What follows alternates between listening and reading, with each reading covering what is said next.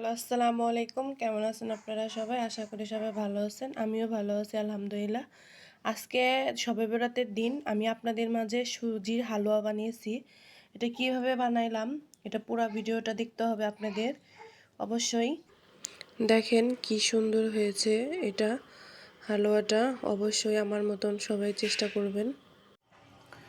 আমি এখন প্রথমে এই সুজিগুলো ভেজে নিব। সুজিগুলো আস্তে আস্তে ভাজতে হবে।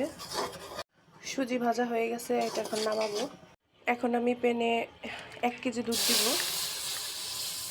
এখন আমি এলাচ, দারচিনি আর তেজপাতা দিয়ে দিব, একটু লবণ দিব। আর দুধ বলক আসলে আমি খেজুরের গুড়টা দিয়ে দিব। এখন আমি খেজুরের গুড়টা দিয়ে দিব, বলক চলে আসছে। এখন আমি নারকেলও দিয়ে দিব, অল্প একটু পরিমাণ তিল দিয়ে দিব।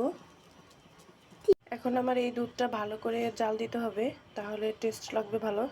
এখন আমি ভেজে রাখা সুজিটা দিয়ে দিব। এখন এটা ভালো করে নাড়তে হবে, না হলে দলা পেকে যাবে। আমার এই হালুয়াটা হয়ে গেছে, এখন আমি এটা নামিয়ে ফেলবো। নামিয়ে এখন ট্রেতে দিব।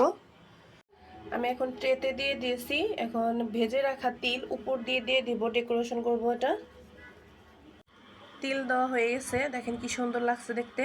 আমি এখন কিশমিশ দিব একটা একটা করে। কিশমিশ দিয়ে দিয়েছি। এখন এটা আমি নর্মাল ফ্রিজে 1 ঘন্টার জন্য রেখে দিব, তাহলে সুন্দর সেট হবে, কেটে রাখা যাবে, অনেক সুন্দর লাগবে দেখতে। এখন আমার এই হালুয়াটা সেট হয়ে গেছে। এখন আমি কাটবো, এটা কেটে পিস পিস করব।